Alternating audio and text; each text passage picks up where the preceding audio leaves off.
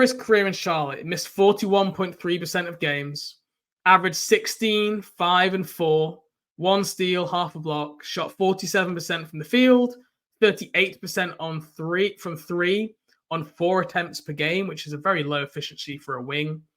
To sign Hayward, they didn't have enough cap space, so they had to stretch Nick Batum.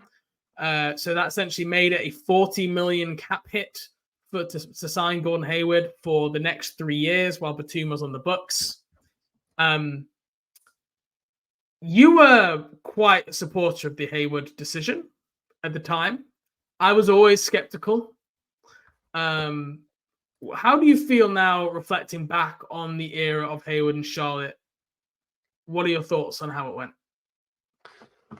So I look at it this way, and this is very similar to what I was saying when we were talking about free agency and cap management in the Kupchak era discussion. You just have to use your cap space, and to me, like you could certainly argue they overpaid him in a sense, because he does make more money than what other players that average 16 points per game in his Charlotte career. Like $30 million is a lot for a player. Most players that average 16 points per game make significantly less than that. We have to count it as 40. We have to. Why do we not? Because you have to waive players like every year for dead cap and stuff like that. Like that, teams do that all the time, and that would just be a lot of baggage to add to like every single free agency signing. If you had to add what if you waive a 24 million player in Nick Batum? You waive like the guy who's making $5 million on the end of your bench, not supposedly like your second best player when Batum was signed making 24 million. That was a hugely impactful long-term move. And then Batum would have helped this team. You tell me Nick Batum wouldn't have helped the team? Look at how he went and played with the Clippers, right? He played very well with the Clippers. Specifically because he left was why he was playing well. He was like a DNP, like not even a member of the team anymore, basically, at the time that he left. Like that was maybe a Borrego thing. His time was up. Relegated him. Like Borrego relegated him to the bench, and he was a 24 million guy, right? Who could still play. That is true. Sorry. But who was the coach when they signed Gordon Hayward? James Borrego. So if you're going to have Borrego, you might as well give him a guy that he's going to play and that is good or at least is like an average player for what he's going to be. And at that time, the upgrade that they made in, what Nick Batum's salary slot was to what Gordon Hayward's was is more than worth it to me to take that dead cap hit, because it didn't prevent them from signing anybody. That's the big thing to me. They were never in a position to get someone. Really? And then I don't know. They've never been into the luxury tax. There have been so many ways that they could have maneuvered the roster and the salary cap to sign players or anything like that if they wanted to. They only had one player. Okay, go ahead. So I agree with you, right? You have to you can't just sit there with, at the time, I think they had, when they signed Hayward, 25 million in cap space. Don't just roll over. I understand. Other uses that summer that could have been Jeremy Grant. You're telling me Jeremy Grant wouldn't have been more available, better defensively, much better player than Gordon Hayward? So yes, use the space, use it on a younger player who doesn't have a massive injury history, chronic injury issues, a super slow healer, doesn't really fit the timeline of the team that you're building. Okay. You knew he was going to be bad value by the end of that contract. Jeremy Grant is sitting there. Another option, right? This wouldn't have gone well, but you could have got him for a lot less, is Christian Wood. He was not a good player by the end of that contract. Don't get me wrong. He's now basically on a minimum. But even in Houston, he was fine, and he would have cost 14 million, not 40 in terms of that total cap hit. The Minnesota Timberwolves were looking to dump salary for Andrew Wiggins. Ended up trading him to Golden State and a first. We talked about this in the previous section. Take on bad salaries for picks. That would have been a great trade. Could have rolled it over a summer. 2021, DeMar DeRozan. You want a veteran wing scorer? Look at how DeRozan is. Everyone bashed that deal when they signed it. And DeRozan has been one of the most available guys. You look through, like, the amount of time that he's played in the NBA, his availability is outstanding. And he takes pressure off in the same ways, being that half-court scorer. So for me, there were other ways you could have spent the money that just made a load more sense right there and then. The only player I think that would have been a substantial upgrade or even an upgrade at all is DeMar DeRozan. Andrew Wiggins, I think, would have been worse for this team than Gordon Hayward. Jeremy Grant, I think, would have been a wash. You get a first-round pick for taking Andrew Wiggins on. I mean, that much is fair, but this again, were they going to go? Were they going to use these? I mean, I feel like if you're going to litigate the Gordon Hayward tenure, you can't be like, well, they could have just gotten Andrew Wiggins in a first-round pick. They certainly could have. Maybe. Yeah, would they have? Right. Like, it's also possible for them to trade Davis Bertans and Mark Williams and Brandon Miller's salary and then get Shai Gilgeous-Alexander. Like, you know what I mean? Like, that is possible, but it's never going to happen. Like, they could have done that conceivably. They would not have, though. Like, they were going to sign somebody like Gordon Hayward to that salary slot. Probably just the guy that they could have gotten to agree to it, basically. I would imagine that they had preliminary discussions with DeMar DeRozan's camp or really any free agent in that class, because at that time, and this is another thing that I'm going to push back on, he did not have chronic injury problems at that time. That was not the perception of him. That has since become the perception since he was in Charlotte. His ankle exploded when he played for Boston because Kyrie Irving threw him a bad lob 3 minutes after he got there. The next year, he played 72 games, mostly on that bad ankle. And granted, he averaged, I think, was like 11 points per game. Next year, he was at like 18 points per game. It was just basically back to like where he has been in Charlotte the whole time. And that, I think he played 52 games in what ended up being a shortened season because it was the COVID year. And then sprained his ankle in the bubble. He sprained his ankle in the bubble once. He sprained his ankle once that year in the bubble. And he left. He stayed and then came back from that injury and played in the Eastern Conference Finals on that sprained ankle when the Celtics lost in 6 games to the Heat. And then he signed that deal with the Hornets, and by the next opening day was fully healthy. So the injury perception has developed since he came to Charlotte. He had a catastrophic injury with the Celtics that everyone remembers. That is true, but it wasn't like a yearly issue. But the catastrophic nature of that injury for me, that is something you have to deal with. Like that injury was so serious that is going to impact the rest of your career. Like, he lost his athleticism at that point. He was bouncy in Utah. He did not have that anymore. Oh yeah. So maybe he didn't have the chronic injury issues. Okay, maybe that was a poor choice of words, but he did have, he had lost his athleticism and speed, and he also had such a serious ankle injury that is something that, if he were to ever to re-injure that, he was always going to be a slow healer because there's so much damage and scar tissue already in the ankle and the foot. So I don't think the idea that, maybe it's somewhere between the middle of where we're talking about, right? Where I'm saying he had chronic injury, you're saying he had one ankle injury after the series. And maybe it's somewhere in the middle, but there is definitely, you are signing a player who everyone at the time said, Hayward has some, concerns here. How is he going to age well with his injury history? That much, and that part I completely understand. Like, I don't even disagree with that at all. Like, from a logical perspective, I just am personally more willing to bet on players that have like a problem with an injury or re-injuring something, or they've, suffered this injury and it may affect the way that they play. Like, even if it's just mentally, like, I'd rather risk that than risk signing someone like Christian Wood, who has had basically every team that he's played on has had the reputation of being a locker room problem. He already went through the Hornets organization to begin with and was just never really proved anything while he was there.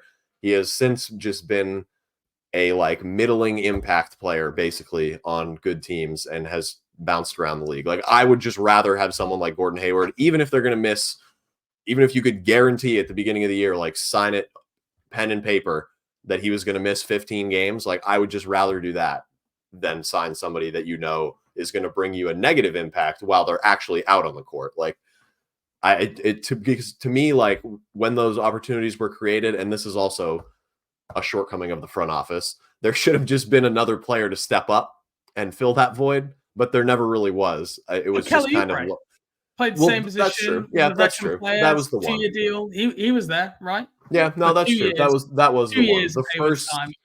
Whatever was the first playoff run Kelly Oubre wasn't there for, or play-in run, right? When they played the Pacers, he wasn't. Yeah. So that year, when they also when their big deadline swing, their home run that they hit 420 to left center was Brad Wanamaker in a second-round pick. That would have been the time to like maybe get somebody in behind Gordon Hayward if you know, or if you have any sort of inkling that maybe this could happen again, because it already has before.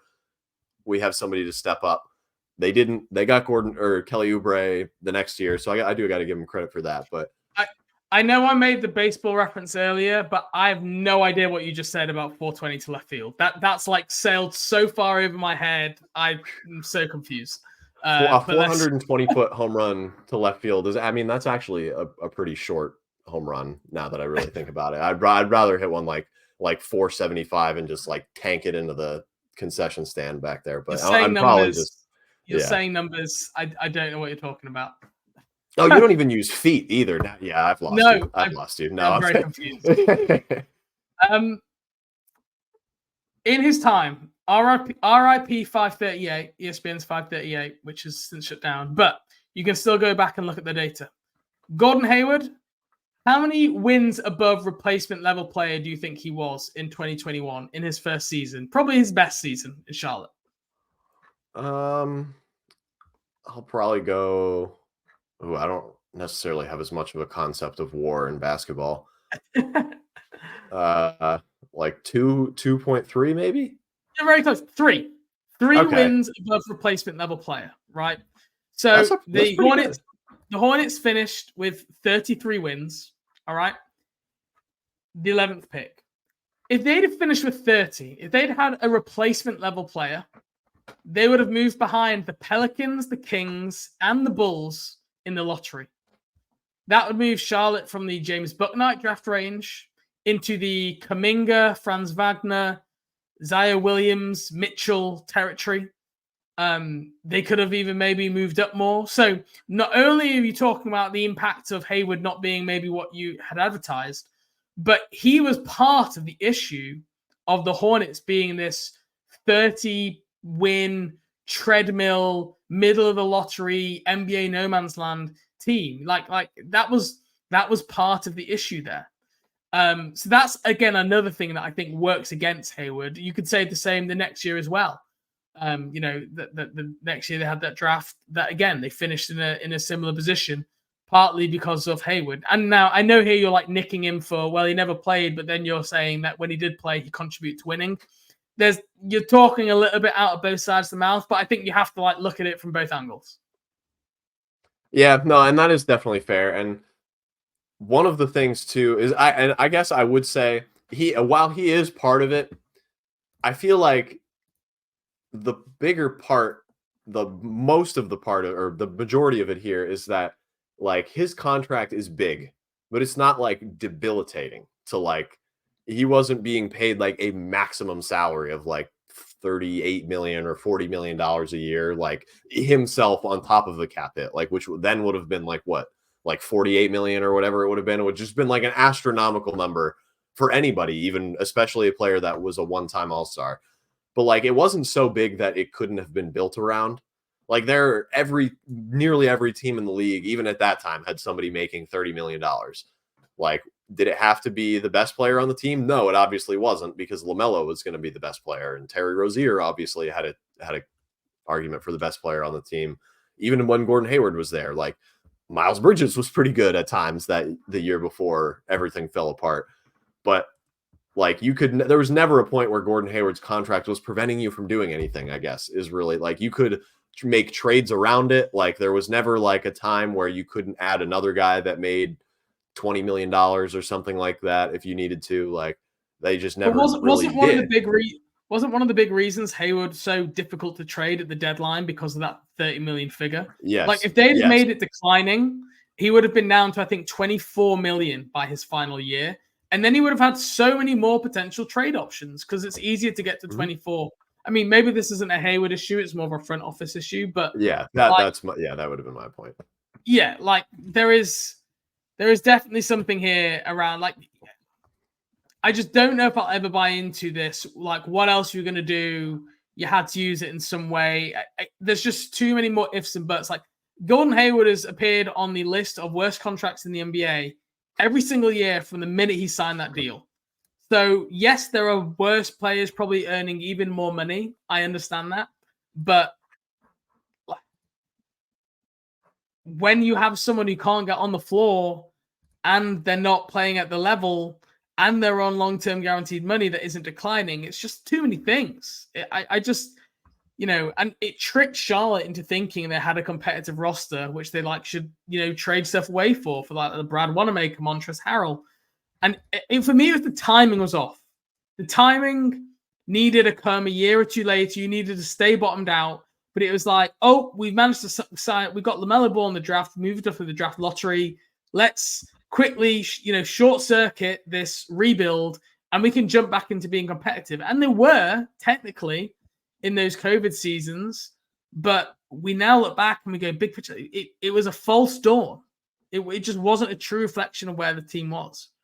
And the other argument is like, you need that veteran presence. You need that stabilizing factor for LaMelo Ball. I mean, outside of Bryce McGowan's doing some workouts, which seem to have sapped his basketball ability last offseason, I didn't hear much about Gordon Hayward. I didn't see the Gordon Hayward piece written in the Charlotte Observer about him being the best, the leader this team needs. In fact, I feel like we've been talking about for 4 years how this team has lacked veteran leadership. And Gordon Hayward, you would have thought, would have a role in helping that. But I just don't think he's inclined that way. I think he's a lead by example guy. That's code for he's not a hoo rah rah kind of guy. Again, maybe not Hayward's fault, but I see people using that to justify the signing, and I just don't think that's accurate. No, that I actually do agree with. He's not like a vocal leader at all. Like, he seems like more of just like a come to work, like do my job, do it well, lead by example, like you said, and then just kind of go home, chill with my family, enjoy my NBA earnings, like that, which is a perfectly fine way to go about your NBA career and your life. Like, I don't blame him for doing that at all. But yeah, that would not be a reason why that they signed him. Even knowing, like, even back then, I don't think that would have been a reasoning that the front office would have given, was like, he's gonna, be some sort of steward for these young guys and work with them every day and like really get on them and help them become professionals. Like, obviously he probably was, just by doing what he does every day. Like, everybody can pick up on that if they choose to, but it was definitely not something that he was going in and advertising every day. And maybe on court, like, if you want to go that route, that would help. But with just the way that he played, was very team friendly and conducive to everyone around him, like, succeeding, and is easy to plug and play in different lineups. But that's a totally different, argument than I think what people are making when they say they signed him for veteran leadership. Yeah. Okay. Any other points you want to hit on Gordon Hayward here? I don't think so. I mean, he's one of my favorite players in the NBA, like in NBA history. So I obviously am biased in this whole discussion. Like, I like watching him as a player, but even like removing that bias, which I think that I'm able to do with how long that I've been covering the NBA and the Hornets, I still am going to give him a C+ for this signing. Or the Hornets and him, I suppose. I think his whole tenure, slightly above average, bordering on good. As if he played an extra 5 to 10 games each season, I think the narrative about him is just totally different. Like, and again, a lot of them is, and I actually haven't said this word once, I don't think, since the beginning of the pod, so I want you to thank me. A lot of these injuries were unlucky. Fred VanVleet rolled up on his leg on a layup, like literally dove on top of him like a goofball in a meaningless regular season game, and like almost broke his leg again. He stepped on Miles Turner's foot doing a step back, which is just like, if his foot was 3 inches to the right, he just cashes it from the middle of the paint like he does every other time and runs back on defense like nothing happened. And then, I mean, the last couple of years, they've just been kind of like weird, like old man injuries, which that's fine when you're 33 to have weird old man injuries. But, if the other ones just didn't happen before, or even to a slightly lesser degree, and like you said, he's definitely a slow healer, so that did not help. But No. we were close to this being like a really, really impactful signing, I think. And even then, it still ended up being positive on the court. I do want to say congratulations on you. Only using the unlucky injuries once. Thank you. It took an hour and 20 minutes, so I think that's more than okay. We didn't mention Robin Hayward, his wife, who took to Instagram to moan about the Hornets medical team. She gets a straight A+. She gets an A+. Robin Hayward just turned up out of nowhere. She was like 2 years ahead of her time. Yeah, like all of her posts are just par for the course. If you read the Hornets replies on Twitter now, like people are just like totally biting that. Like she was like way ahead of the game with that one. So definitely credit to her. I didn't have to think about this one very hard. Chase, it's a straight F. Everyone said it's bad. Figured. In the whole NBA, then it is bad. Sometimes there is no well, actually, it's just the truth. It was terrible the minute they did it. It's been terrible for 4 years, and maybe the only reason to move it from an F is because I think through that trade, getting Micic, Mann, and Bertans, if you didn't sign Hayward, you could never have done that. That is maybe the only argument that I would even consider for it to be a D-. But I'm still not moving it. It's a straight F for Gordon Hayward. So you went C+. We're obviously going to disagree on this one, but I feel like I've been building up to this moment for 4 years of trying to happily tell everybody in the Hornets community, I told you so. And I found this quite cathartic going through this process. So thank you. Thank you for putting up with my Gordon Hayward rants for the last 4 years and for the last 20 minutes. It is appreciated.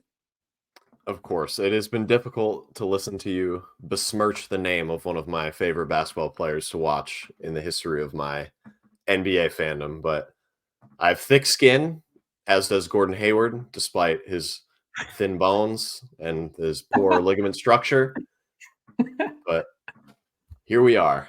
And now you've got Poku, who's now your new favorite player. Right. So there you go. Oh, yeah. Okay, so you gave him an F, and all this Vasily Micic talk how much you love him, and this is an F. Look at what you're doing to yourself here. You aren't even thankful for what you've gotten from Gordon Hayward. He gave you one of your favorite Hornets backup point guards, maybe ever, and you aren't even thankful. You gave him an F. I'm not biting. I'm not biting on this reverse psychology jinx that you're trying right now. We have to finish it up here. Thank you for listening into this. Hopefully you enjoyed the discussion, and we will catch you next week. Thanks, everybody. See you soon.